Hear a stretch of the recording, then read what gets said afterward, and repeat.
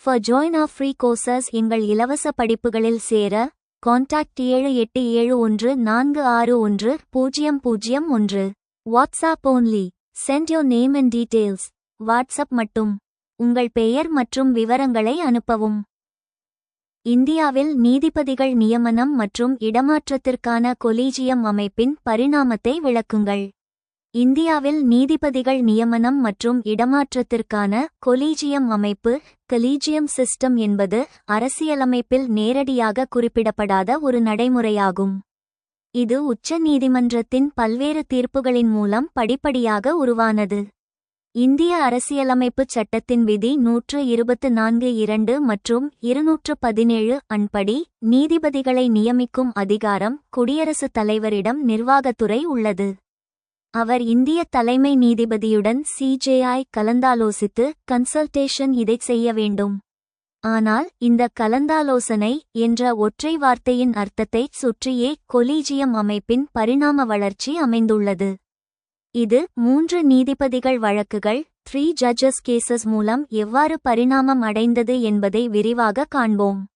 முதல் நீதிபதிகள் வழக்கு 1900 நிர்வாகத்துறை அரசு அதிகாரம் செலுத்தத் தொடங்கிய காலம். தீர்ப்பு உச்ச நீதிமன்றம் கலந்தாலோசனை கன்சல்டேஷன் என்பது ஒப்புதல் கன்கரன்ஸ் என்று பொருள்படாது என்று தீர்ப்பளித்தது. விளைவு தலைமை நீதிபதியின் ஆலோசனையை ஏற்க வேண்டிய கட்டாயம் குடியரசுத் தலைவருக்கு இல்லை. சரியான காரணங்களை கூறி தலைமை நீதிபதியின் பரிந்துரையை அரசு நிராகரிக்கலாம்.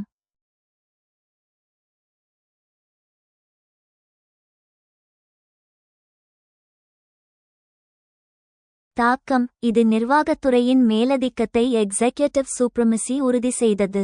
அடுத்த 12 ஆண்டுகளுக்கு நீதிபதிகள் நியமனத்தில் அரசின் கையே ஓங்கியிருந்தது. இரண்டாம் நீதிபதிகள் வழக்கு 1993 கொலீஜியம் பிறப்பு சூழல் supreme court advocates on record association SCAORA தொடர்ந்த வழக்கு. தீர்ப்பு 1981 ஆண்டு தீர்ப்பை உச்ச நீதிமன்றம் ரத்து செய்தது. கலந்தாலோசனை என்பது ஒப்புதல் கன்கரன்ஸ் என்றே பொருள்படும் என்று கூறியது. விளைவு தலைமை நீதிபதியின் ஆலோசனை குடியரசுத் தலைவரை கட்டுப்படுத்தும். தலைமை நீதிபதி தனிச்சையாகச் செயல்படாமல் தனக்கு அடுத்த நிலையில் உள்ள 2 மூத்த நீதிபதிகளுடன் கலந்து பேசி முடிவெடுக்க வேண்டும். தாக்கம் இதுவே கொலீஜியம் முறை உருவான தருணம். அதிகாரம் நிர்வாகத்துறையிடம் இருந்து நீதித்துறைக்கு ஜுடிஷியல் சூப்ரமசி மாறியது. மூன்றாம் நீதிபதிகள் வழக்கு 1998 கொலீஜியம் விரிவாக்கம் சூழல் தலைமை நீதிபதியின் பரிந்துரை நடைமுறைகள் குறித்து குடியரசுத் தலைவர் KR நாராயணன் உச்ச நீதிமன்றத்திடம் விளக்கம் கோரினார். ஆர்டிகிள் 143. தீர்ப்பு கொலீஜியம் அமைப்பை உச்ச நீதிமன்றம் மேலும் விரிவுபடுத்தியது. அமைப்பு தலைமை நீதிபதி CJI கூட்டல் 4 மூத்த நீதிபதிகள். விதிமுறை தலைமை நீதிபதி இந்த 4 பேரில் பெரும்பான்மையானவர்களின் கருத்தை மீறி பெயரை பரிந்துரைக்கக்கூடாது. 2 நீதிபதிகள் எதிர்த்தால் கூட பெயரை அனுப்பக்கூடாது. தாக்கம் நான்காம் நீதிபதிகள் வழக்கு 2015 NJAC ரத்து சூழல் கொலீஜியம் முறையில் வெளிப்படைத்தன்மை இல்லை என்ற விமர்சனத்தால் நாடாளுமன்றம் 99வது சட்டத்திருத்தம் மூலம் தேசிய நீதிபதிகள் நியமன ஆணையத்தை NJAC கொண்டு வந்தது. இதில் சட்ட அமைச்சர் மற்றும் சமூக பிரதிநிதிகளுக்கும் இடம் வழங்கப்பட்டது. தீர்ப்பு உச்ச நீதிமன்றம் NJAC சட்டத்தை அரசியலமைப்புக்கு விரோதமானது என்று கூறி ரத்து செய்தது. நீதித்துறை சுதந்திரம் என்பது அடிப்படை கட்டமைப்பு என்றும் NJAC அதில் அரசியல் தலையீட்டை அனுமதிப்பதாகவும் கூறியது. விளைவு மீண்டும் பழைய கொலீஜியம் முறையே 1998 தீர்ப்பு நடைமுறைக்கு வந்தது. தற்போதைய நிலை கரண்ட் ஸ்டேட்டஸ் தற்போதுள்ள கொலீஜியம் அமைப்பு உச்ச நீதிமன்ற நீதிபதிகள் நியமனம் CJI கூட்டல் 4 மூத்த நீதிபதிகள். உயர் நீதிமன்ற நீதிபதிகள் நியமனம் CJI கூட்டல் 2 மூத்த நீதிபதிகள். இடமாற்றம் டிரான்ஸ்ஃபர் CJI கூட்டல் 4 மூத்த நீதிபதிகள். முடிவுரை கொலீஜியம் அமைப்பு என்பது நீதிபதிகளே நீதிபதிகளை நியமிக்கும் ஜட்ஜஸ் அப்பாயிண்டிங் ஜட்ஜஸ் உலகின் ஒரே முறையாகும். இது நீதித்துறையின் சுதந்திரத்தை பாதுகாப்பதற்காக உருவாக்கப்பட்டது என்றாலும் இதில் வெளிப்படைத்தன்மை இல்லை என்ற விமர்சனமும் தொடர்ந்து இருந்து வருகிறது. Explain the evolution of the collegium system for the appointment and transfer of judges in India. இந்தியாவில் நீதிபதிகள் நியமனம் மற்றும் இடமாற்றத்திற்கான கொலீஜியம் அமைப்பின் பரிணாமத்தை விளக்குங்கள். The collegium system for the appointment and transfer of judges in India has evolved through a series of judicial decisions and legislative developments. இந்தியாவில் நீதிபதிகளை நியமிப்பதற்கும் மாற்றுவதற்கும் collegium அமைப்பு தொடர்ச்சியான நீதித்துறை முடிவுகள் மற்றும் சட்டமன்ற முன்னேற்றங்கள் மூலம் உருவாகியுள்ளது. Evolution of the collegium system. Collegium அமைப்பின் பரிணாமம். 3 judges cases. The collegium system was established through a series of 3 judicial decisions, known as the 3 judges cases 1981, 1993 and 1998. These cases led to the development of the collegium system, where a group of senior judges recommends appointments and transfers of judges to the higher judiciary. 3 நீதிபதிகள் வழக்குகள். Collegium அமைப்பு. 3 நீதிபதிகள் வழக்குகள் 1981, 1993 மற்றும் 1998 எனப்படும் 3 நீதித்துறை தீர்ப்புகளின் தொடர் மூலம் நிறுவப்பட்டது. இந்த வழக்குகள் கொலீஜியம் அமைப்பின் வளர்ச்சிக்கு வழிவகுத்தன, அங்கு மூத்த நீதிபதிகள் குழு உயர் நீதித்துறைக்கு நீதிபதிகளை நியமனம் செய்வதற்கும் இடமாற்றம் செய்வதற்கும் பரிந்துரைக்கிறது. Judges Enquiry Act 1968. The Judges Enquiry Act 1968 provides for the procedure for inquiry into the behavior of judges, but it does not directly relate to the collegium system. நீதிபதிகள் விசாரணை சட்டம் 1968. நீதிபதிகள் விசாரணை சட்டம் 1968 நீதிபதிகளின் நடத்தை குறித்த விசாரணைக்கான நடைமுறையை சட்டம் 2014 முதல் 99 அரசியலமைப்பு திருத்தச் சட்டம் 2014 கொலீஜியம் அமைப்பை மாற்றுவதற்காக தேசிய நீதித்துறை நியமன ஆணையத்தை NJAC அறிமுகப்படுத்த முயற்சித்தது. இருப்பினும் உச்ச நீதிமன்றம் 2015 Collegium system. கொலீஜியம் அமைப்பு. Composition. The collegium consists of the Chief Justice of India and the 4 senior, most judges of the Supreme Court. கலவை. கொலீஜியம் இந்திய தலைமை நீதிபதி மற்றும் உச்ச நீதிமன்றத்தின் 4 மூத்த நீதிபதிகளை கொண்டுள்ளது. Recommendations. The collegium recommends appointments and transfers of judges to the higher judiciary, including the Supreme Court and High Courts. பரிந்துரைகள். உச்ச நீதிமன்றம் மற்றும் உயர் நீதிமன்றங்கள் உட்பட உயர் நீதித்துறைக்கு நீதிபதிகளை நியமனம் செய்தல் மற்றும் இடமாற்றம் செய்தல் ஆகியவற்றை கொலீஜியம் பரிந்துரைக்கிறது. Consultation process. The collegium consults with other judges and stakeholders, including the government, to make informed decisions. ஆலோசனை செயல்முறை. கொலீஜியம் அரசாங்கம் உட்பட பிற நீதிபதிகள் மற்றும் பங்குதாரர்களுடன் கலந்தாலோசித்து தகவலறிந்த முடிவுகளை எடுக்கிறது. Criticisms and challenges. விமர்சனங்கள் மற்றும் சவால்கள். Lack of transparency. The collegium system has been criticized for its lack of transparency and accountability. வெளிப்படைத்தன்மை இல்லாமை. கொலீஜியம் அமைப்பு வெளிப்படைத்தன்மை மற்றும் பொறுப்புக்கூறல் இல்லாததால் விமர்சிக்கப்பட்டுள்ளது. Elitism.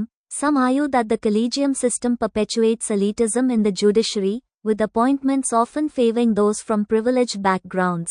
உயர்குடிமக்கள். கொலீஜியம் அமைப்பு நீதித்துறையில் உயர்குடிமக்களை நிலைநிறுத்துகிறது என்றும் நியமனங்கள் பெரும்பாலும் சலுகை பெற்ற பின்னணியைச் சேர்ந்தவர்களுக்கு சாதகமாக இருப்பதாகவும் சிலர் வாதிடுகின்றனர். Government interference. There have been instances of government interference in the collegium's decisions, which can undermine the independence of the judiciary. அரசாங்க தலையீடு. கொலீஜியத்தின் முடிவுகளில் அரசாங்கத்தின் தலையீடுகள் உள்ளன, இது நீதித்துறையின் சுதந்திரத்தை குறைமதிப்பிற்கு உட்படுத்தும். Conclusion. The collegium system has evolved through a complex series of judicial decisions and legislative developments. While it has its criticisms and challenges, the collegium system remains an essential part of India's judicial appointment process, ensuring the independence and integrity of the judiciary. Collegium அமைப்பு சிக்கலான தொடர் நீதித்துறை முடிவுகள் மற்றும் சட்டமன்ற முன்னேற்றங்கள் மூலம் உருவாகியுள்ளது. விமர்சனங்களும் சவால்களும் இருந்தாலும் கொலீஜியம் அமைப்பு இந்தியாவின் நீதித்துறை நியமன செயல்முறையின் ஒரு முக்கிய பகுதியாகவே உள்ளது. இது நீதித்துறையின் சுதந்திரத்தையும் ஒருமைப்பாட்டையும் உறுதி செய்கிறது. நீதிபதிகள் நியமனங்களின் சுதந்திரம் மற்றும் வெளிப்படைத்தன்மை அடிப்படையில் கொலீஜியம் அமைப்பின் செயல்திறன் அவ்வப்போது சவால் செய்யப்பட்டுள்ளது. விமர்சன ரீதியாக ஆராயுங்கள். இந்தியாவில் நீதிபதிகள் நியமனம் தொடர்பாக பின்பற்றப்படும் கொலீஜியம் முறைமை நீதித்துறையின் சுதந்திரத்தை பாதுகாக்கும் நோக்கில் உருவாக்கப்பட்டது. இருப்பினும் அதன் செயல்பாடு மற்றும் வெளிப்படைத்தன்மை குறித்து பல விமர்சனங்கள் தொடர்ந்து முன்வைக்கப்படுகின்றன. இதனை பற்றிய ஒரு விமர்சன ரீதியான ஆய்வு கீழே கொடுக்கப்பட்டுள்ளது. கொலீஜியம் முறையின் தோற்றம் மற்றும் நோக்கம். அரசியலமைப்பில் கொலீஜியம் என்ற வார்த்தை எங்கும் குறிப்பிடப்படவில்லை. இது 3 நீதிபதிகள் வழக்குகளின் 3 judges cases தீர்ப்புகள் மூலம் பரிணாம வளர்ச்சி அடைந்த ஒரு நடைமுறையாகும். இதன் அடிப்படை நோக்கம் நீதிபதிகள் நியமனத்தில் அரசியல் தலையீட்டை தவிர்த்து நீதித்துறையின் சுதந்திரத்தை சுதந்திரம் சார்ந்த சாதகங்கள் strengths regarding independence, அரசியல் தலையீடு இன்மை, ஆளும் கட்சியின் விருப்பு வெறுப்புகளுக்கு ஏற்ப நீதிபதிகள் நியமிக்கப்படுவதை தடுக்கிறது. அதிகாரப்பிரிவு செப்பரேஷன் ஆஃப் பவர்ஸ், நிர்வாகத்துறையின் எக்ஸிக்யூட்டிவ் ஆதிக்கத்திலிருந்து நீதித்துறையை பாதுகாக்கிறது. செயல்திறன் மற்றும் வெளிப்படைத்தன்மை மீதான சவால்கள் சேலஞ்சஸ். கொலீஜியம் அமைப்பின் மீது வைக்கப்படும் முக்கிய விமர்சனங்கள் பின்வருமாறு. வெளிப்படைத்தன்மை இன்மை lack of transparency, இது கொலீஜியம் அமைப்பின் மிகப்பெரிய குறைபாடாக கருதப்படுகிறது. நீதிபதிகள் நியமனம் அல்லது இடமாற்றம் குறித்த முடிவுகள் மூடிய அறைக்குள் எடுக்கப்படுகின்றன. ஒருவர் ஏன் தேர்ந்தெடுக்கப்பட்டார் அல்லது ஏன் நிராகரிக்கப்பட்டார் என்பதற்கான காரணங்கள் பொதுமக்களுக்கோ அல்லது சம்பந்தப்பட்டவர்களுக்கோ தெரிவிக்கப்படுவதில்லை. நிர்வாகச் செயல்பாடுகளில் இருக்க வேண்டிய வெளிப்படைத்தன்மை இங்கு முழுமையாக காணாமல் போயுள்ளது. பொறுப்புடைமை இன்மை lack of accountability. உலகின் எந்தவொரு ஜனநாயக நாட்டிலும் இல்லாத வகையில் நீதிபதிகளை நியமிக்கும் judges appointing judges முறை இந்தியாவில் மட்டுமே உள்ளது. இது ஜனநாயகத்தின் அடிப்படை தத்துவமான checks and balances முறையை மீறுவதாக விமர்சகர்கள் கருதுகின்றனர். வாரிசுரிமை மற்றும் பாரபட்சம் nepotism and favoritism. தகுதியை விட மூத்த நீதிபதிகளின் உறவினர்கள் அல்லது அவர்களுக்கு வேண்டப்பட்டவர்களுக்கு முன்னுரிமை அளிக்கப்படுவதாக குற்றச்சாட்டுகள் உள்ளன. Uncle judges syndrome. சாதாரண பின்னணியில் இருந்து வரும் திறமையான வழக்கறிஞர்களுக்கு உயர் நீதிமன்ற நீதிபதியாகும் வாய்ப்பு மறுக்கப்படுவதாக கருதப்படுகிறது.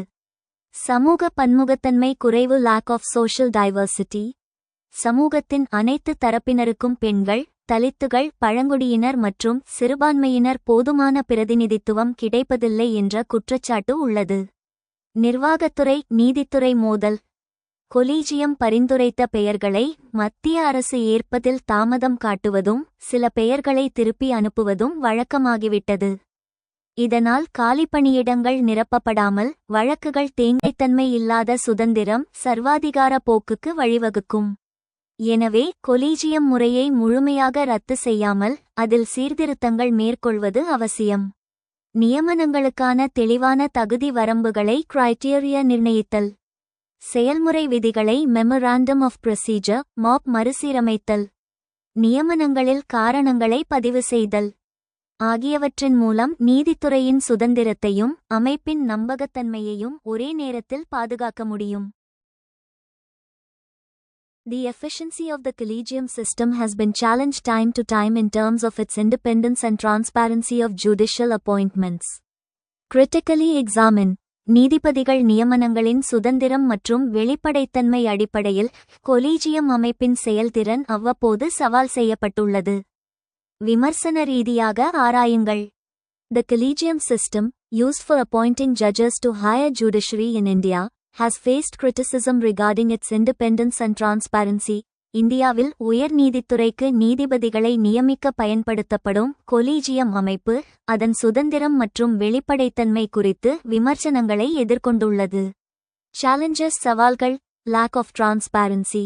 The collegium system operates without formal guidelines or public disclosure of its decision-making process, fueling suspicions of favoritism and nepotism. வெளிப்படைத்தன்மை இல்லாமை, கொலீஜியம் அமைப்பு முறையான வழிகாட்டுதல்கள் அல்லது அதன் முடிவெடுக்கும் செயல்முறையை பொதுவில் வெளியிடாமல் செயல்படுகிறது. இது பாரபட்சம் மற்றும் உறவினர்களுக்கு சலுகைகள் பற்றிய சந்தேகங்களை தூண்டுகிறது. Independence concerns. While the system aims to protect judicial independence, critics argue that it has led to judicial supremacy, with the judiciary controlling appointments without adequate checks and balances. சுதந்திர கவலைகள். இந்த அமைப்பு நீதித்துறை சுதந்திரத்தை பாதுகாப்பதை நோக்கமாக கொண்டிருந்தாலும் நீதித்துறை போதுமான சரிபார்ப்புகள் மற்றும் சமநிலைகள் இல்லாமல் நியமனங்களை கட்டுப்படுத்துவதால் இது நீதித்துறை மேலாதிக்கத்திற்கு வழிவகுத்துள்ளது என்று விமர்சகர்கள் வாதிடுகின்றனர். Inefficiency and delays. The collegium system has been criticized for delays in appointments, contributing to a high number of judicial vacancies and impacting the justice delivery system. திறமையின்மை மற்றும் தாமதங்கள். நியமனங்களில் தாமதம், அதிக எண்ணிக்கையிலான நீதித்துறை காலியிடங்களுக்கு பங்களித்தல் மற்றும் நீதி வழங்கல் அமைப்பை பாதித்தல் ஆகியவற்றிற்காக கொலீஜியம் அமைப்பு விமர்சிக்கப்பட்டுள்ளது. Limited representation. The system has been accused of lacking diversity in appointments, with limited representation from various backgrounds, regions, and communities. வரையறுக்கப்பட்ட பிரதிநிதித்துவம். நியமனங்களில் பன்முகத்தன்மை இல்லாததாகவும் பல்வேறு பின்னணிகள், பிராந்தியங்கள் மற்றும் சமூகங்களிலிருந்து குறைந்த பிரதிநிதித்துவம் இருப்பதாகவும் இந்த அமைப்பு மீது குற்றம் சாட்டப்பட்டுள்ளது. Potential reforms. சாத்தியமான சீர்திருத்தங்கள். Independent Judicial Appointments Commission. Establishing an independent commission with a majority of judicial members could oversee appointments, ensuring transparency and accountability. சுயாதீன நீதித்துறை நியமன ஆணையம். பெரும்பான்மையான நீதித்துறை உறுப்பினர்களை கொண்ட ஒரு சுயாதீன ஆணையத்தை நிறுவுவது நியமனங்களை மேற்பார்வையிடவும் வெளிப்படைத்தன்மை மற்றும் பொறுப்புக்கூறலை உறுதி செய்யவும் உதவும். Merit-based public scrutiny. Introducing public hearings and merit-based evaluations could make appointments more transparent and based on qualifications rather than political ties. தகுதி அடிப்படையிலான பொது ஆய்வு, பொது விசாரணைகள் மற்றும் தகுதி அடிப்படையிலான மதிப்பீடுகளை அறிமுகப்படுத்துவது நியமனங்களை அரசியல் உறவுகளை விட மிகவும் வெளிப்படையானதாகவும் தகுதிகளின் அடிப்படையில் செய்யவும் உதவும். Digitizing and documenting the collegium process. Making recommendations public with reasons could enhance transparency and accountability. Collegium செயல்முறையை டிஜிட்டல் மயமாக்குதல் மற்றும் ஆவணப்படுத்துதல். பரிந்துரைகளை காரணங்களுடன் பகிரங்கப்படுத்துவது வெளிப்படைத்தன்மை மற்றும் பொறுப்புக்கூறலை Debate and controversies. விவாதம் மற்றும் சர்ச்சைகள். NJACVS Collegium. The National Judicial Appointments Commission NJAC Act, introduced in 2014, aimed to bring transparency and accountability to the appointment process. However, it was struck down by the Supreme Court in 2015, citing concerns about judicial independence. NJACVS Collegium 2014 அறிமுகப்படுத்தப்பட்ட தேசிய நீதித்துறை நியமன ஆணையம் NJAC சட்டம் நியமன செயல்முறையில் வெளிப்படைத்தன்மை மற்றும் பொறுப்புக்கூறலை கொண்டுவருவதை நோக்கமாக கொண்டது. இருப்பினும் நீதித்துறை சுதந்திரம் குறித்த கவலைகளை காரணம் காட்டி 2015 உச்ச நீதிமன்றத்தால் அது ரத்து செய்யப்பட்டது. Judicial Independence vs Accountability. The debate surrounding the collegium system reflects the ongoing challenge of balancing judicial independence with accountability and transparency. நீதித்துறை சுதந்திரம் vs பொறுப்புக்கூறல். கொலீஜியம் அமைப்பைச் சுற்றியுள்ள விவாதம் நீதித்துறை சுதந்திரத்தை பொறுப்புக்கூறல் மற்றும் வெளிப்படைத்தன்மையுடன் சமநிலைப்படுத்துவதில் நடந்துவரும் சவாலை பிரதிபலிக்கிறது. இந்தியாவில் நீதிபதிகள் நியமனங்கள் தொடர்பான பிரச்சினைகளை பற்றி விவாதிக்கவும். முன்மொழியப்பட்ட தேசிய நீதித்துறை ஆணைய மசோதா நீதித்துறையில் முக்கியமான சீர்திருத்தத்தை ஆதரிக்குமா? இந்தியாவில் நீதிபதிகள் நியமனம் என்பது நிர்வாகத்துறைக்கும் எக்ஸிக்யூட்டிவ் நீதித்துறைக்கும் ஜுடிஷரி இடையே நீண்ட காலமாக தொடர்ந்து வரும் ஒரு அதிகார போட்டியாகும். தற்போதைய கொலீஜியம் முறையின் குறைபாடுகள் மற்றும் அதை மாற்ற கொண்டுவரப்பட்ட தேசிய நீதிபதிகள் நியமன ஆணையம் NJAC குறித்த விரிவான விவாதம் கீழே கொடுக்கப்பட்டுள்ளது. நீதிபதிகள் நியமனத்தில் உள்ள பிரச்சினைகள் issues in judicial appointments. தற்போது நடைமுறையில் உள்ள கொலீஜியம் முறை நீதிபதிகளை நியமிக்க வெளிப்படைத்தன்மை இன்மை lack of transparency. நீதிபதிகள் தேர்வு செய்யப்படும் முறை, அதற்கான காரணங்கள் அல்லது நிராகரிக்கப்பட்டதற்கான காரணங்கள் எதுவும் பொதுவெளியில் அறிவிக்கப்படுவதில்லை. இது ஒரு இரகசியமான விவகாரமாக உள்ளது. பொறுப்புடைமை இன்மை lack of accountability. உலகின் பிற ஜனநாயக நாடுகளில் நீதிபதிகள் நியமனத்தில் நிர்வாகத்துறை அல்லது நாடாளுமன்றத்திற்கு பங்கு உண்டு. ஆனால் இந்தியாவில் நீதித்துறையே முழு அதிகாரத்தையும் கொண்டிருப்பதால் அவர்கள் யாருக்கும் பதில் சொல்ல கடமைப்பட்டவர்கள் அல்ல என்ற சூழல் உள்ளது. வாரிசுரிமை மற்றும் உறவினர் ஆதிக்கம் நெப்போட்டிசம். தகுதியை விட மூத்த நீதிபதிகள் அல்லது பிரபல வழக்கறிஞர்களின் வாரிசுகளுக்கே முன்னுரிமை அளிக்கப்படுவதாக குற்றச்சாட்டுகள் உள்ளன. Uncle judges syndrome. சமூக பன்முகத்தன்மை குறைவு. உயர் சாதியினரின் ஆதிக்கம் அதிகமாக இருப்பதாகவும் பெண்கள், தலித்துகள், பழங்குடியினர் மற்றும் சிறுபான்மையினருக்கு போதுமான பிரதிநிதித்துவம் இல்லை என்றும் புள்ளிவிவரங்கள் கூறுகின்றன. காலிப்பணியிடங்கள் மற்றும் தாமதம். கொலீஜியம் பரிந்துரைக்கும் பெயர்களை மத்திய அரசு ஏற்பதில் தாமதம் NJAC அமைப்பு. உச்ச நீதிமன்ற தலைமை நீதிபதி தலைவர். 2 மூத்த உச்ச நீதிமன்ற நீதிபதிகள். மத்திய சட்ட அமைச்சர். 2 பிரபல நபர்கள் எமினன்ட் பர்சன்ஸ். இது முக்கியமான சீர்திருத்தத்தை ஆதரிக்குமா? Analysis of reform potential. ஆதரவான வாதங்களாம், இது ஒரு சீர்திருத்தம். ஜனநாயகத்தன்மை. மக்களால் தேர்ந்தெடுக்கப்பட்ட பிரதிநிதிகள் சட்ட அமைச்சர் நியமன குழுவில் இருப்பது ஜனநாயகத்தின் குரலை ஒலிக்கச் செய்யும். Sex and balance. Sex and balances நீதித்துறையின் தனிப்பட்ட ஏகபோகத்தை உடைத்து ஒரு சமச்சீரான அமைப்பை உருவாக்கும். வெளிப்படைத்தன்மை. நியமனங்களுக்கான விதிமுறைகளை வகுப்பதன் மூலம் இரகசியத்தன்மையை நீக்க முடியும். எதிரான வாதங்கள் இல்லை, இது ஆபத்தானது. நீதித்துறையின் சுதந்திரம் பாதிப்பு. நியமனக் குழுவில் அரசியல்வாதிகள் சட்ட அமைச்சர் இடம்பெறுவது அரசியல் சார்புடைய நீதிபதிகள் நியமிக்கப்பட வழிவகுக்கும். வீட்டோ அதிகாரம். Veto power. NJAC விதிகளின்படி ஏதேனும் 2 உறுப்பினர்கள் ஒரு பெயரை எதிர்த்தால் அவர் நியமிக்கப்பட முடியாது. இதன் மூலம் அரசாங்கம் தங்களுக்கு வேண்டாத ஆனால் நேர்மையான நீதிபதியை தடுத்து நிறுத்த முடியும். உச்ச நீதிமன்றத்தின் நிலைப்பாடு.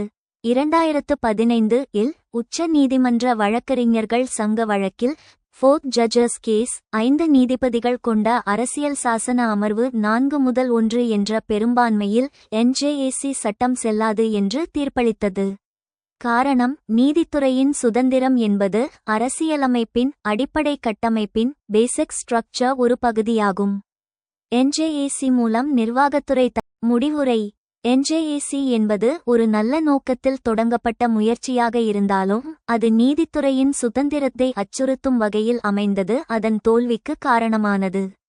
தற்போதைய தேவை. செயல்முறை குறிப்பாணையை மெமராண்டம் ஆஃப் ப்ரொசீஜர் MOP சீரமைத்தல். நீதித்துறை மற்றும் நிர்வாகத்துறை இணைந்து வெளிப்படையான விதிமுறைகளை உருவாக்க வேண்டும்.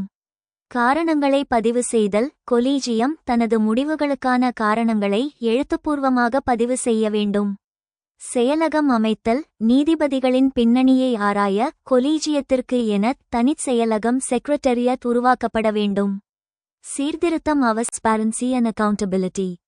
The collegium system, which allows judges to appoint themselves, has been criticized for being opaque, arbitrary, and prone to favoritism.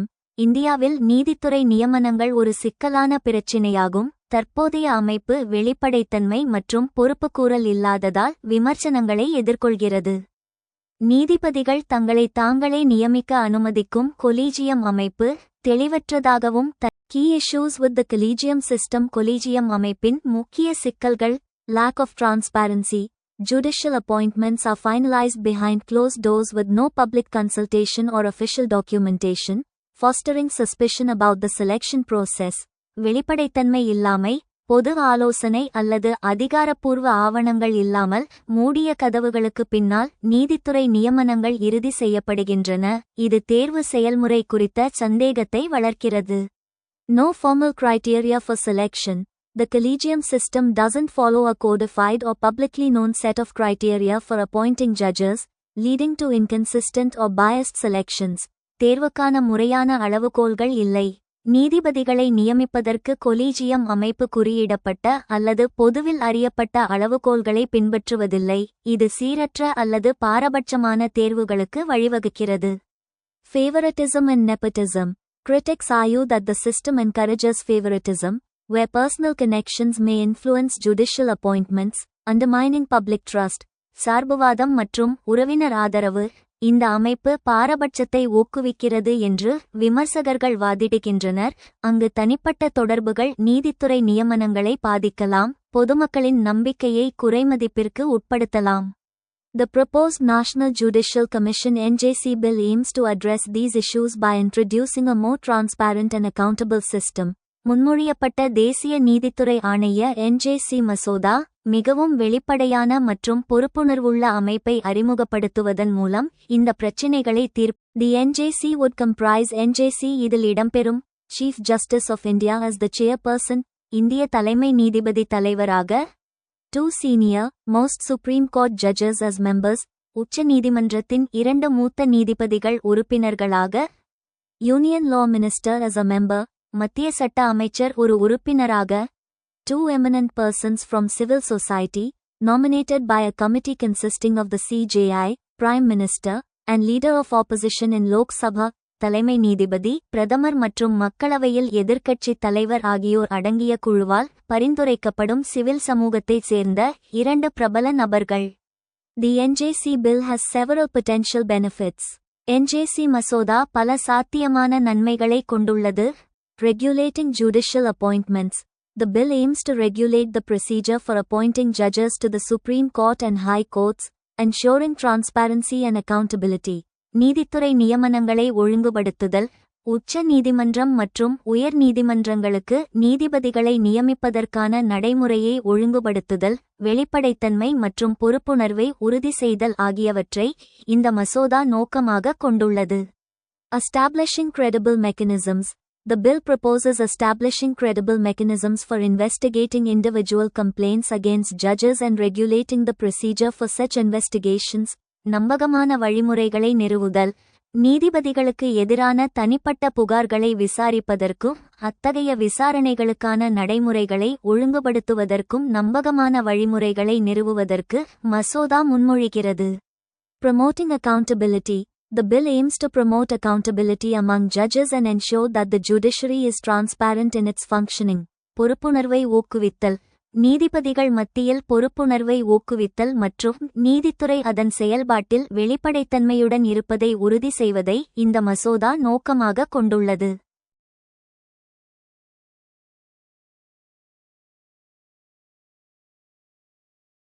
However, the NJC bill also faces challenges and criticisms.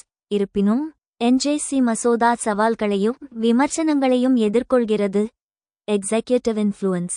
Critics argue that the inclusion of the law minister and eminent persons in the NJC could lead to executive influence over judicial appointments, compromising judicial independence. நிர்வாக செல்வாக்கு. NJCயில் சட்ட அமைச்சர் மற்றும் புகழ்பெற்ற நபர்களைச் சேர்ப்பது நீதித்துறை நியமனங்களில் நிர்வாக செல்வாக்கிற்கு வழிவகுக்கும், நீதித்துறை சுதந்திரத்தை சமரசம் செய்யும் என்று விமர்சகர்கள் வாதிடுகின்றனர். Veto power. The NJAC Act's provision allowing any 2 members to veto a recommendation has been criticized for potentially allowing obstruction of meritorious appointments. Veto அதிகாரம். எந்தவொரு 2 உறுப்பினர்களும் ஒரு பரிந்துரையை வீட்டோ செய்ய அனுமதிக்கும் NJAC சட்டத்தின் விதி, தகுதியான நியமனங்களை தடுக்கும் சாத்தியக்கூறுகளை அனுமதிப்பதாக விமர்சிக்கப்பட்டுள்ளது.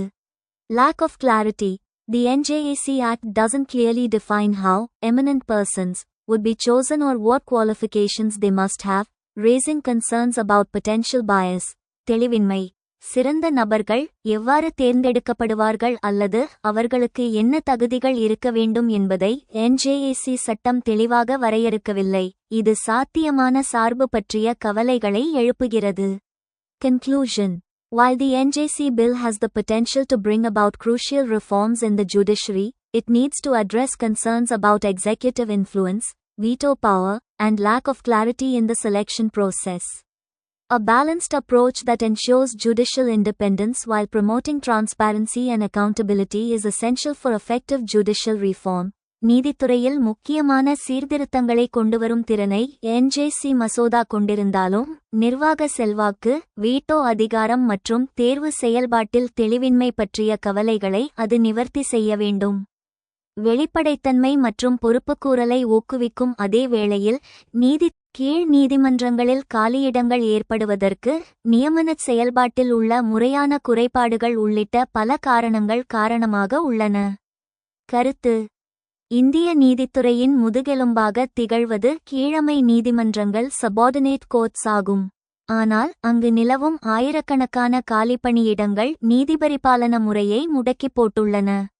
கீழ் நீதிமன்றங்களில் காலியிடங்கள் ஏற்படுவதற்கு நியமனச் செயல்பாட்டில் உள்ள முறையான குறைபாடுகளே முக்கிய காரணம் என்ற கூற்று முற்றிலும் உண்மையானது. இதனை பின்வரும் காரணிகள் மூலம் விரிவாக ஆராயலாம். நியமனச் செயல்பாட்டில் உள்ள முறையான குறைபாடுகள். சிஸ்டமிக் ஃப்ளாஸ் இன் அப்பாயின்ட்மெண்ட் ப்ரோசஸ்.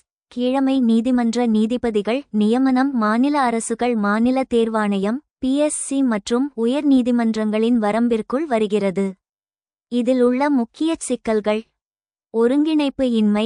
மாநில தேர்வாணையத்திற்கும் உயர் நீதிமன்றத்திற்கும் இடையே சரியான ஒருங்கிணைப்பு இருப்பதில்லை. தேர்வு நடத்துவது யார், நேர்முக தேர்வு நடத்துவது யார் என்பதில் பல மாநிலங்களில் பனிப்போர் நிலவுகிறது. காலதாமதம். ஸ்லகஷ் ப்ரோசஸ். ஒரு காலிப்பணியிடத்தை நிரப்பச் சராசரியாக 18 முதல் 24 மாதங்கள் ஆகின்றன.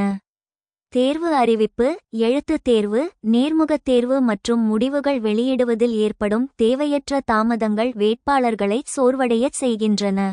மாலிக் மசார் சுல்தான் வழக்கு 2006. இந்த வழக்கில் உச்ச நீதிமன்றம் ஒவ்வொரு ஆண்டும் காலிப்பணியிடங்களை கணக்கிட்டு குறிப்பிட்ட காலக்கெடுவுக்குள் டைம் பவுண்ட் ஷெட்யூல் தேர்வுகள் நடத்தப்பட வேண்டும் என்று உத்தரவிட்டது. ஆனால் பெரும்பாலான மாநிலங்கள் இந்த கால அட்டவணையை பின்பற்றுவதே இல்லை. வழக்குகள் நியமன நடைமுறையில் உள்ள சிறிய தவறுகளை காரணம் காட்டி தோல்வியடைந்தவர்கள் நீதிமன்றத்தை நாடுவது வழக்கமாகிவிட்டது. இதனால் ஒட்டுமொத்த தேர்வு பணிகளும் பல ஆண்டுகள் முடக்கப்படுகின்றன. Stay orders. தரமான விண்ணப்பதாரர்கள் பற்றாக்குறை. Lack of quality talent. காலிப்பணியிடங்கள் இருந்தாலும் தகுதியான நபர்கள் கிடைப்பதில்லை என்று உயர் நீதிமன்றங்கள் அடிக்கடி கூறுகின்றன. ஊதியம் மற்றும் சலுகைகள். திறமையான இளம் வழக்கறிஞர்கள் கார்ப்பரேட் சட்ட நிறுவனங்களிலோ கார்ப்பரேட் லா ஃபர்ம்ஸ் அல்லது தனிப்பட்ட பயிற்சியிலோ பிரைவேட் பிராக்டிஸ் அதிக வருமானம் ஈட்டுகின்றனர். கீழமை நீதிமன்ற நீதிபதிகளின் ஊதியம் மற்றும் பணிச்சூழல் அவர்களை ஈழ்க்கும் வகையில் இல்லை. கடினமான தேர்வுகள். சில மாநிலங்களில் தேர்ச்சி விகிதம் மிகவும் குறைவாக உள்ளது. உதாரணமாக, சில ஆண்டுகளுக்கு முன் ஹரியானாவில் மாவட்ட நீதிபதி தேர்வு எழுதியவர்களில் ஒருவர் கூட தேர்ச்சி பெறவில்லை என்பது குறிப்பிடத்தக்கது. உள்கட்டமைப்பு பற்றாக்குறை. inadequate infrastructure. இது ஒரு கோழி வந்ததா, முட்டை வந்ததா போன்ற பிரச்சினையாகும். பல மாநிலங்களில் புதிய நீதிபதிகளை நியமித்தாலும் அவர்கள் அமர்ந்து பணிபுரிய போதுமான நீதிமன்ற அறைகளோ கோர்ட்ரூம்ஸ் அல்லது அவர்கள் தங்குவதற்கான உள்கட்டமைப்பு இல்லாததை காரணம் காட்டி மாநில அரசுகள் நியமனங்களை வேண்டுமென்றே தாமதப்படுத்துகின்றன. நிதி ஒதுக்குவதில் தயக்கம். நீதித்துறைக்கான பட்ஜெட் ஒதுக்கீடு மிகவும் குறைவாகவே உள்ளது. மொத்த பட்ஜெட்டில் 1 விழுக்காடுக்கும் குறைவு. நீதிபதிகள் நியமிக்கப்பட்டால் அவர்களுக்கான சம்பளம் மற்றும் ஓய்வூதியச் சுமையை ஏற்க மாநில அரசுகள் தயங்குகின்றன. முன்னோக்கிய பாதை. வே ஃபார்வர்ட். இந்த முறையான குறைபாடுகளை களைய பின்வரும் நடவடிக்கைகள் அவசியம். அகில இந்திய நீதிபணி AIJS, IAS, IPS போல மத்திய அளவில் அகில இந்திய நீதிபணி தேர்வை நடத்துவதன் மூலம் திறமையானவர்களை தேர்ந்தெடுக்கலாம் மற்றும் நியமன தாமதத்தை தவிர்க்கலாம். மையப்படுத்தப்பட்ட தேர்வு முறை. உயர் நீதிமன்றங்களின் மேற்பார்வையில் ஒரு நிரந்தரமான தேர்வு வாரியம் அமைக்கப்பட்டு ஆண்டுதோறும் தேர்வுகள் நடத்தப்பட வேண்டும். ஊதிய உயர்வு. திறமையானவர்களை ஈர்க்க 2வது தேசிய நீதிபதிகள் ஊதிய குழுவின் second national judicial pay commission பரிந்துரைகளை முழுமையாக அமல்படுத்த வேண்டும். முடிவுரை. கீழமை நீதிமன்றங்களில் சுமார் 5000க்கும் மேற்பட்ட நீதிபதி பணியிடங்கள் காலியாக உள்ளன.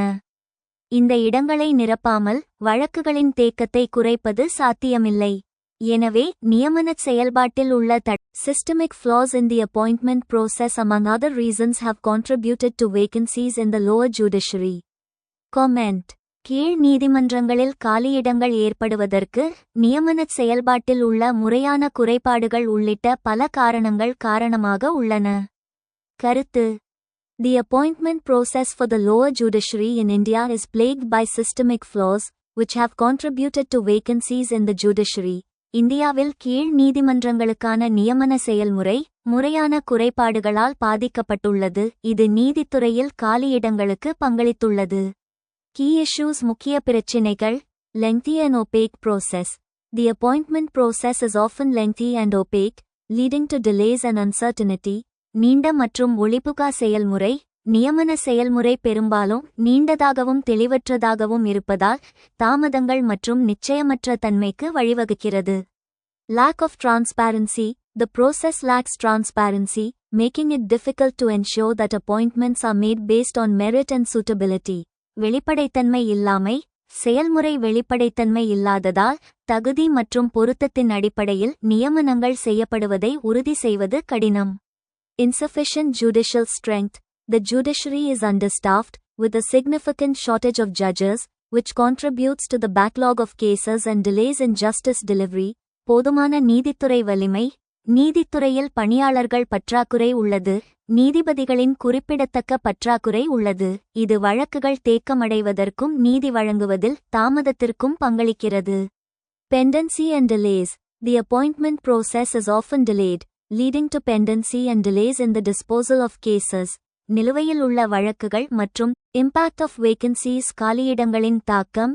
Backlog of cases. Vacancies in the judiciary contribute to the backlog of cases, leading to delays in justice delivery and undermining the effectiveness of the judicial system. வழக்குகளின் தேக்கம். நீதித்துறையில் உள்ள காலியிடங்கள் வழக்குகள் தேக்கமடைவதற்கு பங்களிக்கின்றன, நீதி வழங்குவதில் தாமதத்திற்கு வழிவகுக்கிறது மற்றும் நீதித்துறை அமைப்பின் செயல்திறனை குறைக்கிறது. Inefficient justice delivery. The shortage of judges and staff leads to inefficient justice delivery, causing frustration and disillusionment among litigants. திறமையற்ற நீதி வழங்கல். நீதிபதிகள் மற்றும் ஊழியர்களின் பற்றாக்குறை திறமையற்ற நீதி வழங்கலுக்கு வழிவகுக்கிறது, வழக்குரைஞர்களிடையே விரக்தியையும் ஏமாற்றத்தையும் ஏற்படுத்துகிறது. Erosion of public trust. The vacancies and delays in the judiciary can erode public trust in the judiciary, which can have far-reaching implications for the rule of law and the administration of justice. பொது நம்பிக்கையின் அரிப்பு.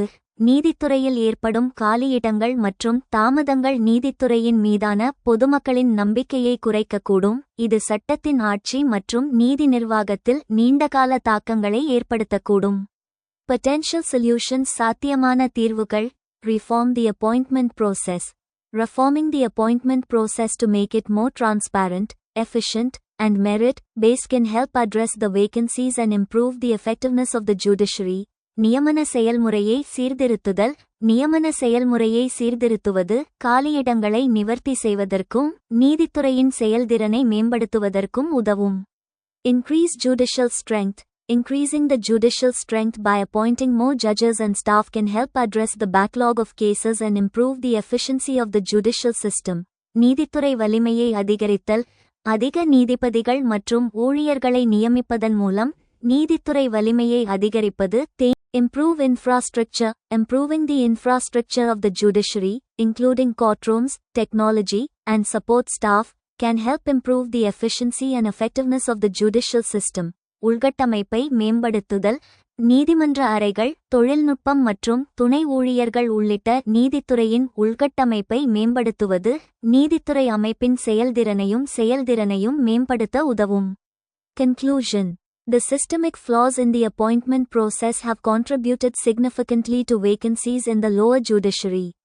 Addressing these flaws and improving the appointment process can help reduce vacancies, improve the effectiveness of the judiciary, and enhance access to justice.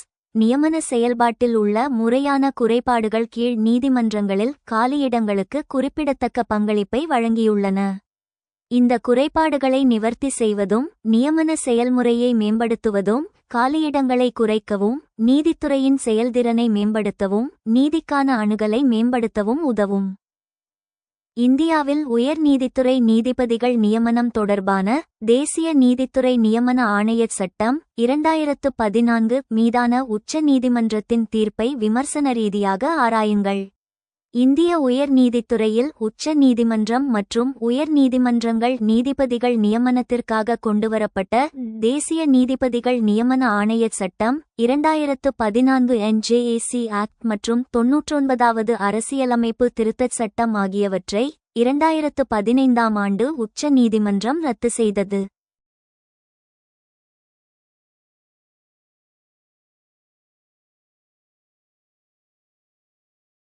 உச்ச நீதிமன்ற வழக்கறிஞர்கள் சங்கம் எதிர் இந்திய ஒன்றியம் ஃபோர்த் ஜட்ஜஸ் கேஸ் என்று அழைக்கப்படும் இவ்வழக்கின் தீர்ப்பை ஒரு விமர்சன ரீதியான கண்ணோட்டத்தில் கீழே ஆராயலாம்.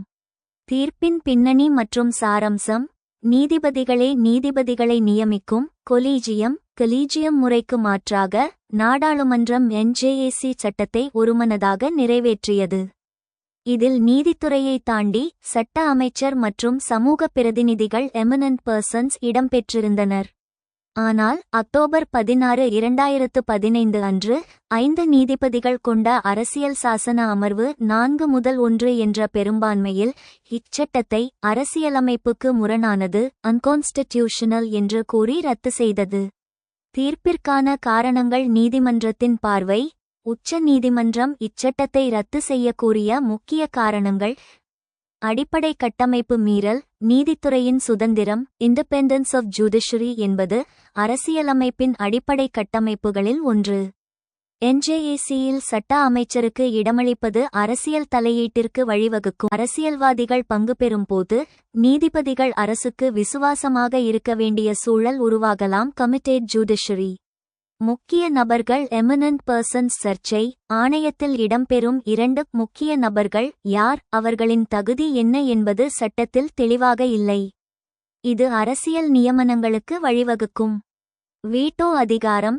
எந்த 2 உறுப்பினர்கள் எதிர்த்தாலும் ஒரு நீதிபதியை நியமிக்க. விமர்சன ரீதியான ஆய்வு. Critical analysis.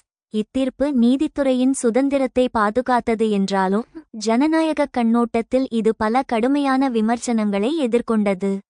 மக்கள் தீர்ப்புக்கு எதிரான தீர்ப்பு. Counter majoritarian. NJAC சட்டம் மக்களவை மற்றும் மாநிலங்களவையில் ஒருமனதாக நிறைவேற்றப்பட்டது. இந்தியாவின் 20 மாநில சட்டசபைகள் இதற்கு ஒப்புதல் அளித்தன. அதாவது இது மக்களின் விருப்பம், will of the people. மக்களால் தேர்ந்தெடுக்கப்பட்ட பிரதிநிதிகள் கொண்டுவந்த ஒரு சீர்திருத்தத்தை தேர்ந்தெடுக்கப்படாத 5 நீதிபதிகள் ரத்து செய்தது. நீதித்துறை மேலாதிக்கத்தின் ஜுடிஷியல் சூப்ரமசி உச்சமாக கருதப்படுகிறது. செல்லாததாக்கிய முறை. Struck down vs read down.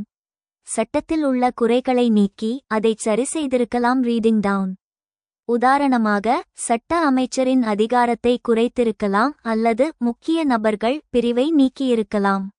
ஆனால் ஒட்டுமொத்த சட்டத்தையே ரத்து செய்து நீதித்துறையில் வெளியாட்களே நுழையக்கூடாது என்று தீர்ப்பளித்தது பொறுப்புக்கூறலை அக்கவுண்டபிலிட்டி மறுக்கும் செயலாகும்.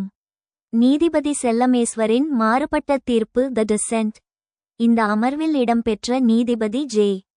செல்லமேஸ்வர் மட்டும் NJACக்கு ஆதரவாக தீர்ப்பளித்தார். அவர் கொலீஜியம் முறை வெளிப்படைத்தன்மை அற்றது, அது சீர்திருத்தப்பட வேண்டியது அவசியம். முழுமையான நீதித்துறை சுதந்திரம் என்பது சர்வாதிகாரத்திற்கு வழிவகுக்கக்கூடாது என்று எச்சரித்தார். இது மிகவும் முக்கியமான டைபாய்டு மேரி உவமை. இத்தீர்ப்பை வழங்கிய நீதிபதிகளில் ஒருவரான குரியன் ஜோசப் கொலீஜியம் முறையை டைபாய்டு மேரி, டைபாய்டு மேரி நோயை பரப்புபவர் என்று வர்ணித்தார். அதாவது கொலீஜியம் முறை சரியில்லைதான், ஆனால் அதற்கு NJAC சரியான மருந்தல்ல என்பது அவர்கள் வாதம். ஆனால் நோயை கண்டுபிடித்த அவர்கள் மருந்து கொடுக்க தவறிவிட்டார்கள். தனித்துவமான முரண். உலகிலேயே நீதிபதிகள் தங்களே நியமித்துக் கொள்ளும் ஜட்ஜஸ் அப்பாயிண்டிங் ஜட்ஜஸ் ஒரே நாடு இந்தியாதான். இந்த தீர்ப்பு அந்த தனித்துவமான அதே சமயம் ஜனநாயக தர்க்கத்திற்கு ஒவ்வாத முறையை தக்கவைத்துவிட்டது. தீர்ப்பின் பின்விளைவுகள். சீர்திருத்த தேக்கம். 2015க்கு பிறகு நீதித்துறை சீர்திருத்தங்கள் முழுமையாக முடங்கிவிட்டன. உருவாக்கச் சொன்னார்கள். ஆனால் 8 ஆண்டுகள் கடந்தும் அதில் ஒருமித்த முடிவு எட்டப்படவில்லை. முடிவுரை. என்ஜேஏசி மீதான உச்ச நீதிமன்ற தீர்ப்பு அரசியல் தலையீட்டிலிருந்து நீதித்துறையை காப்பாற்றியது என்ற வகையில் ஒரு வெற்றியாக பார்க்கப்பட்டாலும் வெளிப்படைத்தன்மை மற்றும் பொறுப்புக்கூறலை தவறவிட்டது என்ற வகையில் இது ஒரு சறுக்கலே. சுதந்திரம் இண்டிபெண்டன்ஸ் முக்கியம்தான், ஆனால் தனிமைப்படுத்திக் கொள்வது ஐசோலேஷன் சுதந்திரம் ஆகாது. நீதித்துறை ஒரு கண்ணாடி மாளிகையாக இருக்க வேண்டுமே தவிர இரும்புக்கோட்டையாக இருக்கக்கூடாது.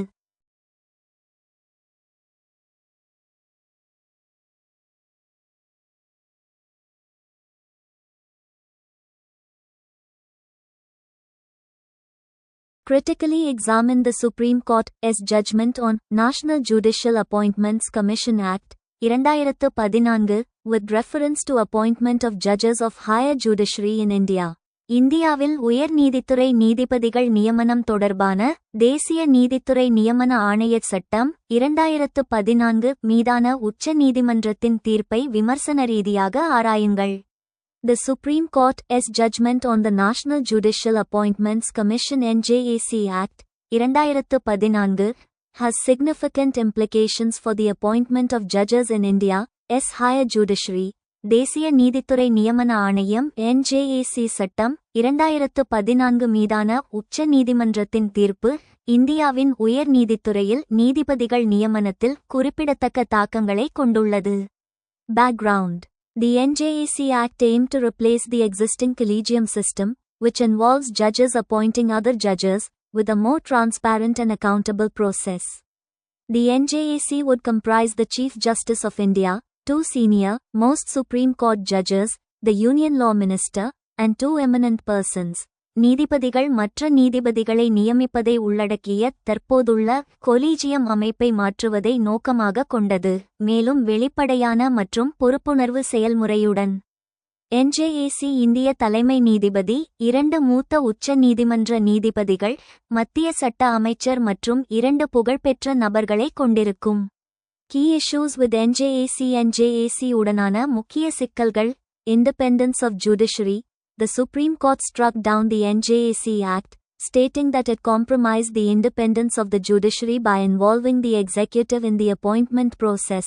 நீதித்துறையின் சுதந்திரம், நியமனச் செயல்பாட்டில் நிர்வாகத்தை ஈடுபடுத்துவதன் மூலம் நீதித்துறையின் சுதந்திரத்தை சமரசம் செய்ததாக கூறி NJAC சட்டத்தை உச்ச நீதிமன்றம் ரத்து செய்தது. Separation of powers. The judgment emphasized the importance of maintaining the separation of powers between the judiciary, executive, and legislature. அதிகாரங்களை பிரித்தல். நீதித்துறை, நிர்வாகம் மற்றும் சட்டமன்றம் இடையே அதிகாரங்களை பிரிப்பதை பராமரிப்பதன் முக்கியத்துவத்தை இந்த தீர்ப்பு வலியுறுத்தியது. Lack of transparency. Critics argue that the collegium system lacks transparency and accountability, leading to nepotism and favoritism in judicial appointments. வெளிப்படைத்தன்மை இல்லாமை. கொலீஜியம் அமைப்பில் வெளிப்படைத்தன்மை மற்றும் பொறுப்புக்கூறல் இல்லை என்றும் இது நீதித்துறை நியமனங்களில் உறவினர்களுக்கு சஸ்பெக்டிவ். பல்வேறு பிரதிநிதித்துவம். NJAC-யில் பிரபல நபர்கள் மற்றும் நிர்வாகிகளைச் சேர்ப்பது மிகவும் மாறுபட்ட கண்ணோட்டத்தை வழங்கியிருக்கலாம். Efficient appointments. NJAC might have helped fill the large number of vacancies in the judiciary.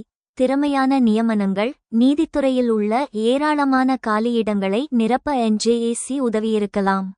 Arguments against NJAC-க்கு எதிரான வாதங்கள். Compromise on judicial independence. Involving the executive in the appointment process could undermine the independence of the judiciary. நீதித்துறை சுதந்திரத்தில் சமரசம். நியமன செயல்பாட்டில் நிர்வாகியை ஈடுபடுத்துவது நீதித்துறையின் சுதந்திரத்தை குறைமதிப்பிற்கு உட்படுத்தும். Basic structure doctrine. The Supreme Court held that the NJAC Act violated the basic structure doctrine, which safeguards the essential features of the Constitution. அடிப்படை கட்டமைப்பு கோட்பாடு. NJAC சட்டம் அரசியலமைப்பின் அத்தியாவசிய அம்சங்களை பாதுகாக்கும் அடிப்படை கட்டமைப்பு கோட்பாட்டை மீறுவதாக உச்ச நீதிமன்றம் கூறியது.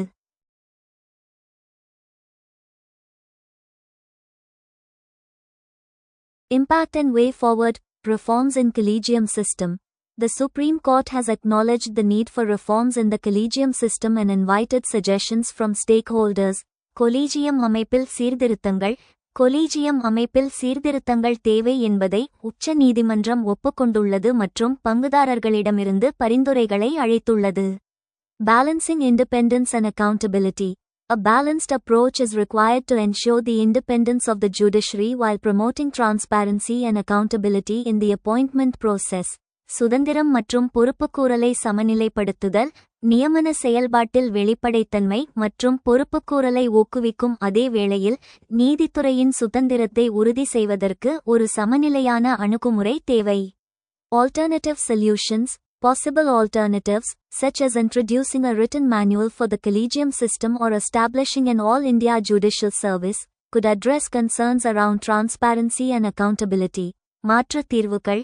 கொலீஜியம் அமைப்புக்கான எழுதப்பட்ட கையேட்டை அறிமுகப்படுத்துதல் அல்லது அகில இந்திய நீதித்துறை சேவையை நிறுவுதல் போன்ற சாத்தியமான மாற்றுகள் வெளிப்படைத்தன்மை மற்றும் பொறுப்புக்கூறல் தொடர்பான கவலைகளை நிவர்த்தி செய்யக்கூடும்.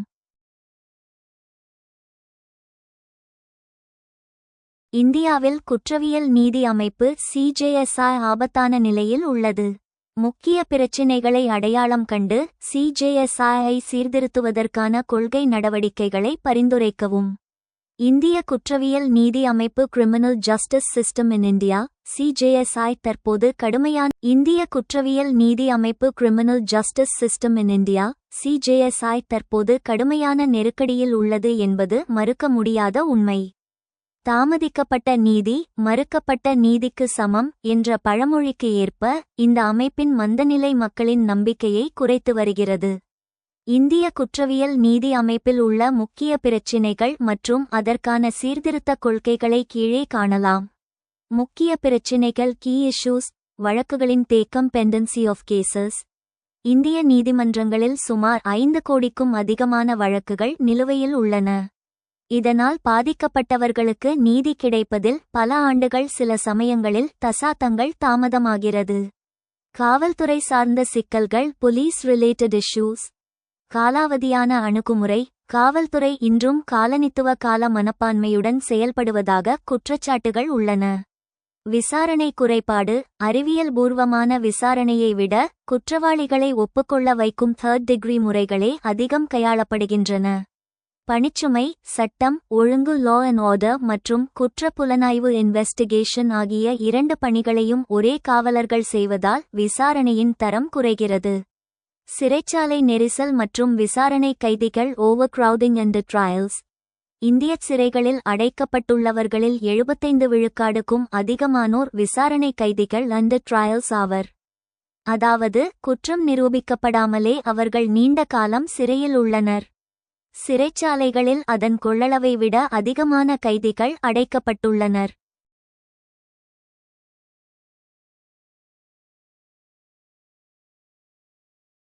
குறைவான தண்டனை விகிதம். low conviction rate. போதுமான ஆதாரங்கள் இல்லாமை, சாட்சிகள் பிறழ்வு, ஹாஸ்டைல் விட்னஸஸ் மற்றும் வழக்கறிஞர்களின் திறமையின்மை காரணமாக உண்மையான குற்றவாளிகள் பலர் தண்டனையிலிருந்து தப்பிவிடுகின்றனர். நீதிபதிகள் பற்றாக்குறை. மக்கள் தொகைக்கு ஏற்ப போதுமான நீதிபதிகள் இல்லை. இந்தியாவில் 10 லட்சம் பேருக்கு சுமார் 21 நீதிபதிகள் மட்டுமே உள்ளனர். சட்டம் ஆணையம் பரிந்துரைத்தது 50. சீர்திருத்தத்திற்கான கொள்கை நடவடிக்கைகள். Policy recommendations for reform. இந்த அமைப்பை சீர்திருத்த மாலிமத் குழு, மலிமத் கமிட்டி மற்றும் மாதவ் மேனன் குழு போன்றவை அளித்த பரிந்துரைகளை நடைமுறைப்படுத்துவது அவசியமாகும். காவல்துறை சீர்திருத்தங்கள். Police reforms. பணிப்பிரிவு, சட்டம் ஒழுங்கு பராமரிப்பு மற்றும் குற்றப்புலனாய்வு ஆகியவற்றை தனித்தனி பிரிவுகளாக பிரிக்க வேண்டும். பிரகாஷ் சிங் வழக்கில் உச்சநீதிமன்றம் வலியுறுத்தியது. நவீனமயமாக்கல். தடயவியல் ஃபொரென்சிக் அறிவியலை விசாரணையின் மையமாக மாற்ற வேண்டும். ஒவ்வொரு காவல் நிலையத்திலும் நவீன தொழில்நுட்ப வசதிகள் இருப்பதை உறுதி செய்ய வேண்டும். நீதித்துறை சீர்திருத்தங்கள். Judicial reforms. காலியிடங்களை நிரப்புதல். உயர் நீதிமன்றம் மற்றும் கீழமை நீதிமன்றங்களில் உள்ள நீதிபதி பணியிடங்களை போர்க்கால அடிப்படையில் நிரப்ப வேண்டும். அகில இந்திய நீதி பணி AIJS, IAS, IPS போல திறமையான நீதிபதிகளை தேர்வு செய்ய அகில இந்திய அளவில் தேர்வுகள் நடத்தப்பட வேண்டும். தொழில்நுட்ப பயன்பாடு. கோர்ட்ஸ் திட்டத்தை விரிவுபடுத்துதல் மற்றும் சிறிய வழக்குகளை ஆன்லைன் மூலம் தீர்வு காணுதல். சிறைச்சாலை சீர்திருத்தங்கள் பிரிசன் ரிஃபார்ம்ஸ். பிணை பேல் நடைமுறை. பிணை என்பது விதி, சிறை என்பது விதிவிலக்கு என்ற அடிப்படையில் சாதாரண குற்றங்களில் ஈடுபட்ட விசாரணை கைதிகளுக்கு எளிதாக பிணை கிடைக்க வழிவகை செய்ய வேண்டும். சீர்திருத்தம் சிறைகளை தண்டிக்கும் இடமாக மட்டும் பார்க்காமல் கைதிகளைச் சீர்திருத்தி சமூகத்துடன் இணைக்கும் இடமாக மாற்ற வேண்டும். சாட்சிகள் பாதுகாப்பு திட்டம் விட்னஸ் புரொடெக்ஷன் ஸ்கீம். சாட்சிகள் அச்சமின்றி சாட்சியம் அளிப்பதை உறுதி செய்ய அவர்களுக்கு தகுந்த பாதுகாப்பு மற்றும் சட்ட அங்கீகாரம் வழங்கப்பட வேண்டும். புதிய சட்டங்களின் பயனுள்ள அமலாக்கம். சமீபத்தில் அறிமுகப்படுத்தப்பட்ட பாரதிய நியாய சம்ஹிதா (BNS), பாரதிய நாகரிக் சுரக்ஷா சம்ஹிதா (BNSS), பாரதிய சாட்சிய சட்டம் (BSA) ஆகிய புதிய குற்றவியல் சட்டங்களை காவல்துறை மற்றும் நீதித்துறையினர் சரியாக புரிந்து கொண்டு நடைமுறைப்படுத்த உரிய பயிற்சி அளிக்க வேண்டும். முடிவுரை.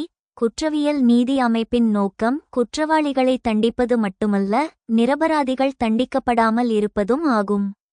மேற்கண்ட சீர்திருத்தங்களை ஒருங்கிணைந்த முறையில் செயல்படுத்துவதன் மூலமே மக்களாட்சியின் நம்பிக்கையான நீதித்துறையை மீட்டெடுக்க முடியும்.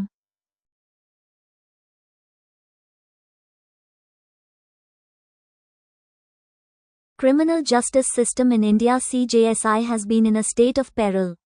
Identify the major issues and suggest policy measures to reform the CJSI. இந்தியாவில் குற்றவியல் நீதி அமைப்பு CJSI ஆபத்தான நிலையில் உள்ளது. முக்கிய பிரச்சினைகளை அடையாளம் கண்டு CJSI-ஐ சீர்திருத்துவதற்கான கொள்கை நடவடிக்கைகளை பரிந்துரைக்கவும். The criminal justice system in India (CJSI) faces several challenges that hinder its effectiveness in delivering justice. இந்தியாவில் குற்றவியல் நீதி அமைப்பு CJSI நீதி வழங்குவதில் அதன் செயல்திறனை தடுக்கும் பல சவால்களை எதிர்கொள்கிறது. Major issues. Inmates awaiting trial for extended periods. சிறைகளில் நெரிசல். சிறைச்சாலைகள் நிரம்பி வழிகின்றன. பல கைதிகள் நீண்ட காலத்திற்கு விசாரணைக்காக காத்திருக்கிறார்கள். Policy measures to reform CJSI. CJSI-ஐ சீர்திருத்துவதற்கான கொள்கை நடவடிக்கைகள். Implementing technology-driven solution. சேகரிப்பை மேம்படுத்தவும், வெளிப்படைத்தன்மையை அதிகரிக்கவும், தொழில்நுட்பத்தை பயன்படுத்தவும். Strengthening infrastructure. Invest in modernizing court infrastructure, forensic labs, and prisons to support efficient justice delivery. உள்கட்டமைப்பை வலுப்படுத்துதல். திறமையான நீதி வழங்கலை ஆதரிக்க நீதிமன்ற உள்கட்டமைப்பு, தடயவியல் ஆய்வகங்கள் மற்றும் சிறைச்சாலைகளை நவீனமயமாக்குவதில் முதலீடு செய்யுங்கள். Promoting police reforms. Establish independent oversight mechanisms, ensure police accountability, and provide training on human rights and modern policing practices. காவல்துறை சீர்திருத்தங்களை ஊக்குவித்தல். சுயாதீன மேற்பார்வை வழிமுறைகளை நிறுவுதல், காவல்துறை பொறுப்புணர்வை உறுதி செய்தல் மற்றும் மனித உரிமைகள் மற்றும் நவீன காவல் நடைமுறைகள் குறித்த பயிற்சி வழங்குதல். Enhancing access to justice. Expand legal aid services, simplify procedures, and increase awareness about rights. ஊக்குவித்தல். Adopting restorative justice principles. Focus on reconciliation, restitution, and rehabilitation to adults. நீதிக்கான அணுகலை மேம்படுத்துதல், சட்ட உதவி சேவைகளை விரிவுபடுத்துதல், நடைமுறைகளை எளிதாக்குதல் மற்றும் உரிமைகள் பற்றிய விழிப்புணர்வை அதிகரித்தல். Fostering collaboration. Encourage coordination and cooperation among stakeholders, including law enforcement agencies, judiciary, prosecution, and civil society organizations. ஒத்துழைப்பை வளர்ப்பது. சட்ட அமலாக்க முகவர் நிலையங்கள் நீதிகளை ஏற்றுக்கொள்வது, குற்றத்திற்கான மூல காரணங்களை நிவர்த்தி செய்வதற்கும் மீண்டும் குற்றம் சாட்டப்படுவதை குறைப்பதற்கும் நல்லிணக்கம், மறுசீரமைப்பு மற்றும் மறுவாழ்வு ஆகியவற்றில் கவனம் செலுத்துதல். Recent initiatives. சமீபத்திய முயற்சிகள். Bharatiya Nyay Sanhita (BNS) replaces the Indian Penal Code, introducing new provisions for. களுக்கான புதிய விதிகளை அறிமுகப்படுத்துகிறது மற்றும் தண்டனையை விட நீதியை வலியுறுத்துகிறது. Bharatiya Nagarik Suraksha Sanhita (BNSS) replaces the Code of Criminal Procedure, mandating strict deadlines for investigations and promoting the use of digital evidence. Bharatiya Nagarik Suraksha Sanhita (BNSS) குற்றவியல் நடைமுறை சட்டத்தை மாற்றுகிறது, விசாரணைகளுக்கு கடுமையான காலக்கெடுவை கட்டாயப்படுத்துகிறது மற்றும் டிஜிட்டல் ஆதாரங்களின் பயன்பாட்டை ஊக்குவிக்கிறது. Bharatiya சாக்ஷ்ய Adhiniyam. Modernizing the rules of evidence. Bharatiya சாக்ஷய ஆதினியம் BSA இந்திய சாட்சியச் சட்டத்தை மாற்றுகிறது. மின்னணு மற்றும் டிஜிட்டல் பதிவுகளை ஆதாரமாக பனிஷ்மெண்ட். இந்த முயற்சிகள் CJSI மிகவும் திறமையானதாகவும் வெளிப்படையானதாகவும் குடிமக்களை மையமாக கொண்டதாகவும் மாற்றுவதை நோக்கமாக கொண்டுள்ளன. தண்டனையை விட நீதி மற்றும் நியாயத்திற்கு முன்னுரிமை அளிக்கின்றன. For join our free courses எங்கள் இலவச படிப்புகளில் சேர contact 7871461001. WhatsApp only. Send your name and details. WhatsApp மட்டும். உங்கள் பெயர் மற்றும் விவரங்களை அனுப்பவும்.